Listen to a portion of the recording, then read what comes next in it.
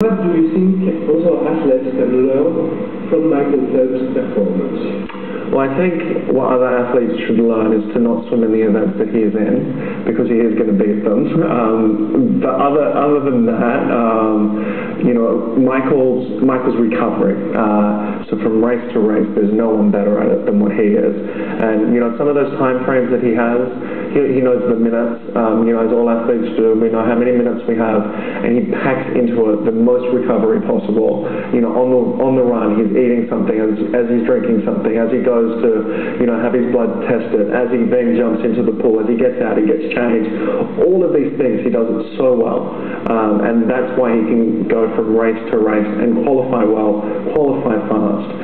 Also, Michael, his tenacity in training, the regiment that he actually gives himself through training, most athletes can't do it. To be able to do those continuous kilometers and that workload, he's done it. He's done it the hard way, and he's got through. And that is a credit to himself and also to his coach. So let's talk about the other swimmers, because I've seen a lot of other swimming in the pool. So Michael Phelps excluded. What do you think was the men's best performance of these games? That's a tough question.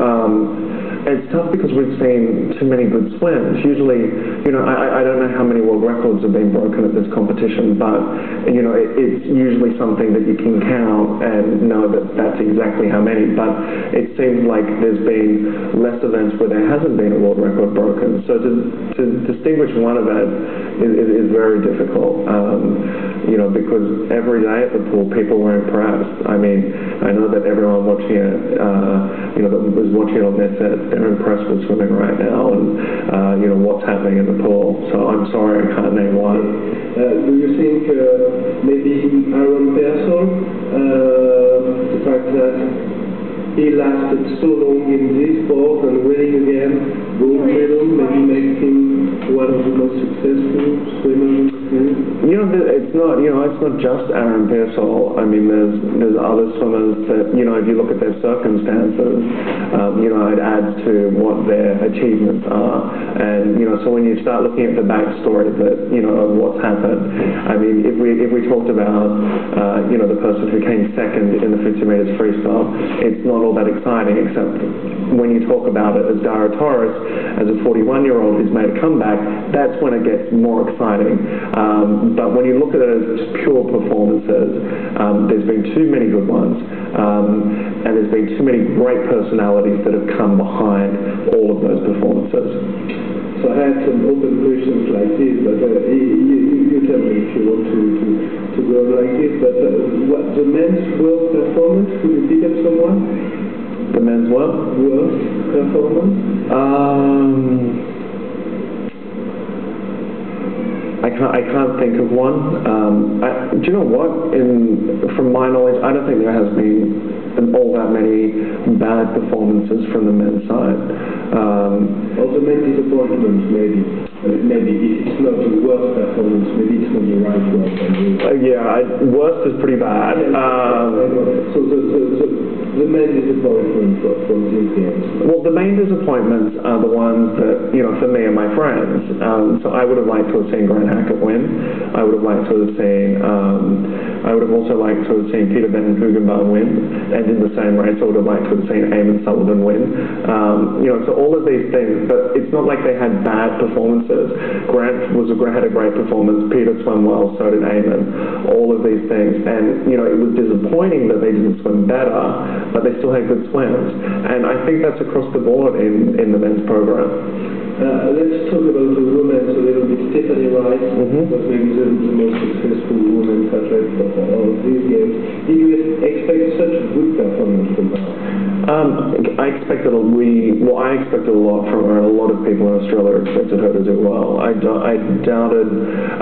was very confident that she would win a gold medal, and thought she might come away with probably 2 gold and a silver, and picking up that relay medal as well, obviously gold. So she did a little bit better than what I thought she did, and probably she has a perfect record at the Olympics. So from 3 swims she has 3 gold medals. About emotions, there has been some emotion. What do you think was for you the most emotional moments again? Could you pick one? Michael, today I was emotional today when I watched that, and also I was sitting in front of Michael's family as well. So, and when I watched it, and you kind of in that proximity, it reminds you a lot of your own family and how they feel. So it brought back a lot of emotion for me about swimming in just his performance today. Some of the relay performances though, the men's 4x100 freestyle relays, the American swim, Jason Lezak, I was emotional after seeing that, as in, I don't know how that happened, and I have to see what time that guy swam. That was, just extraordinary, and I was excited for the team then as well. On the Australian side, I was really emotional for Liesl Jones. She hasn't won an individual Olympic gold medal, so that was, very rewarding for her. So I mean that's kind of my list. You said at the beginning of the interview there have been so many world records beaten during these games. It's quite incredible. Do you think these games are the best ever that we've seen in swimming? Do you think we could ever see again so many world records falling? I'm not to say that, because if I say best swimming game, it's not accurate, it's the whole thing. I can say it's the best swimming performances that we've ever seen, or I think that we've ever seen. I don't know that statistically, but I doubt that the next Olympics will see this many world records being broken. I hope it does. All of us hope it does. But I think that we're at a very unique part in our history in this sport, and knowing that this is a young sport. We're at a phase where there's been a lot of world records where people have all progressed to a certain point, and now everyone in the world's just caught up to that point.